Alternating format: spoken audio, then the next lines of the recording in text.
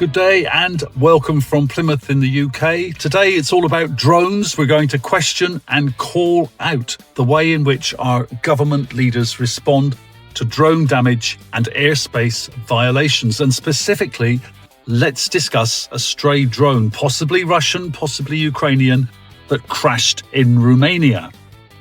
Why do our European, British and US leaders lie to us? All we want is fact and explanation, yet we are fed continuously a Hansel and Gretel story. Well, that's my conclusion. Perhaps yours is different. So seriously, let's have a look at these Facebook posts. We've got Kaya Kallas. The Russian drone crash into apartments in Galați was a blatant and serious violation of Romania's sovereignty and European airspace. We've got Keir Starmer. Last night, a Russian drone entered Romanian airspace and hit a residential building. Then we've got, as a voice from the US, Mike Pompeo. The Russian drone crash in Romania is the latest in a series of provocations against NATO by Putin.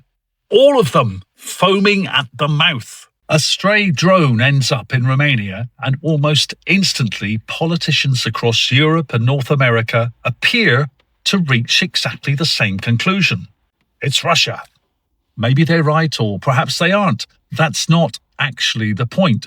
What catches the attention is how remarkably similar all their reactions are.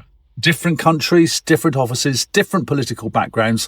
Somehow everyone seems to be singing from exactly the same song sheet. Look at the language. Violation, provocation, solidarity, response, NATO, Putin. It's almost impressive. Before the dust has settled, before investigations have even started their work, before most people even know where Galați in Romania is, the verdict's out and the jurors are going home. Even more fascinating is the certainty. There doesn't seem to be much room for questions anymore. Remember questions? They used to be quite important. What happened? What evidence are we given? Was it intentional? Was it accidental? What do investigators know? What don't they know? Nowadays, those little details seem to arrive after the conclusion, if they arrive at all. Compare that with President Putin's reaction when he was questioned live as news of this Romanian drone was breaking. Какого происхождения тот или другой летательный аппарат до тех пор, пока не проведена экспертиза этого летательного аппарата. Пусть нам передадут, мы проведем объективное расследование, и только тогда в этом случае дадим оценку того, что произошло. Compare his measured response.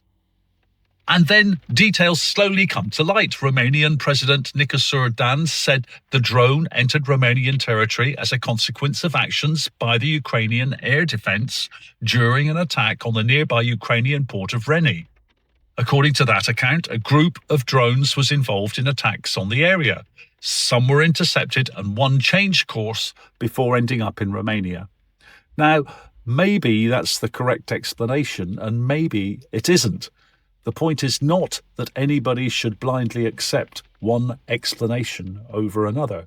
The point is that you'd think details like that might be worth discussing before everybody rushes to publish their conclusions and start damning other countries.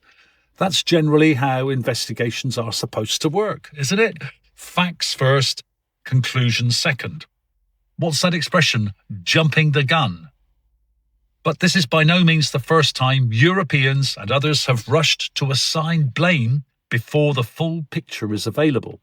7th of May 2026, within hours of drones crashing and hitting a Latvian oil storage site, senior defence politicians stated publicly, this bears all the hallmarks of Russian aggression. No other power would send aircraft into NATO territory. And then, just 2 days later, Ukraine's foreign minister confirmed these were our drones, targeting infrastructure inside Russia. They were diverted by Russian electronic jamming and accidentally crossed the border. We apologise for the violation. Some Western media, such as The Telegraph, embellished the fairy tale. Russia uses electronic warfare GPS jamming to take control of Ukrainian drones, divert them into NATO territory to cause tensions and false blame. But investigations by Finnish, Estonian and Latvian authorities confirmed all recovered drones were Ukrainian-made, launched towards Russian targets and strayed due to navigation areas, programming faults or bad weather. No evidence of Russian control or redirection. And then we find out the drones didn't stray anywhere. They were routed across Baltic countries towards their destination. And finally, Alexander Stubb, the president of Finland, stated, "I do not find it plausible or credible that Russia can or does deliberately take control of Ukrainian drones and steer them toward Finland or NATO countries. That narrative comes from media reports and Ukrainian statements. But our own defense forces, Air Force and intelligence tell a different story. Russia does not have this capability and has no incentive to do it. Why would they risk an Article 5 crisis? These are simply Ukrainian drones that lost their way, not guided by anyone else." So you would imagine Alexander Stubb's rationale, not bad in this case, would carry perhaps just a little weight the next time a drone goes astray. You would think these politicians would learn their lesson. No. One drone, Romanian airspace, and they repeat the same narrative over again. What is that the definition of? Well, that's precisely why investigations exist, to find out what happened rather than simply attempting to deceive the world. Further, a distorted narrative and broaden what Professor Jeffrey Sachs refers to as ethno-hatred towards Russia. It has spiraled into a deep ethno-hatred. Especially, we see it in Poland and the Baltic states. The question is, where does all this come from?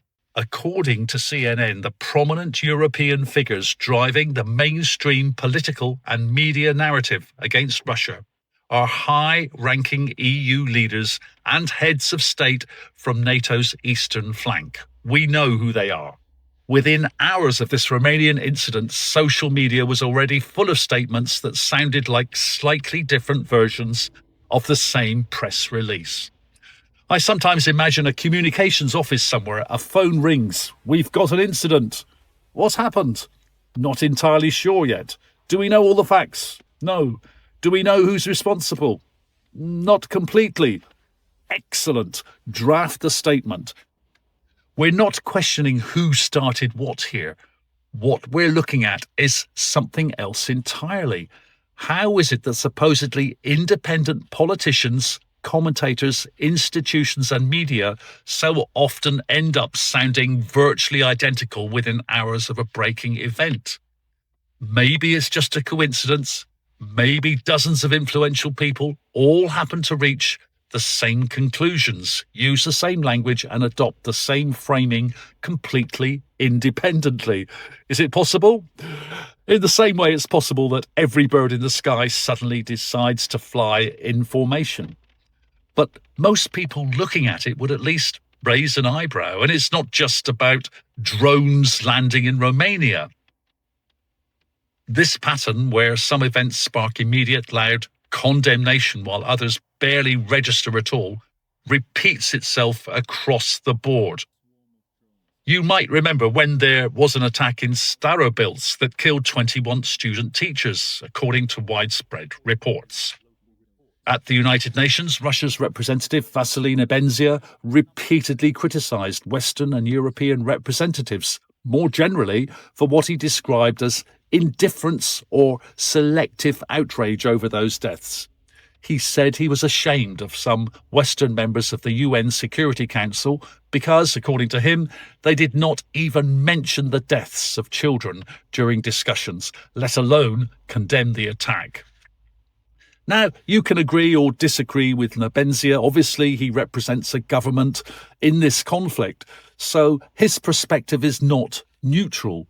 But the point he was making is one we should all be able to recognise, that outrage and attention seem to be applied unevenly. Some tragedies are headline news for days, others pass by almost unnoticed. And which is which often seems to depend less on the human cost and more on how well the story fits the agreed narrative. That's the same thing we see with the drone in Galati. Everything is immediately obvious. Every story already has its heroes and villains assigned. Every incident slots neatly into a pre-existing narrative that furthers the cause. And maybe every one of these politicians will ultimately be proven completely correct about this incident. That's entirely possible, but that's not really the point.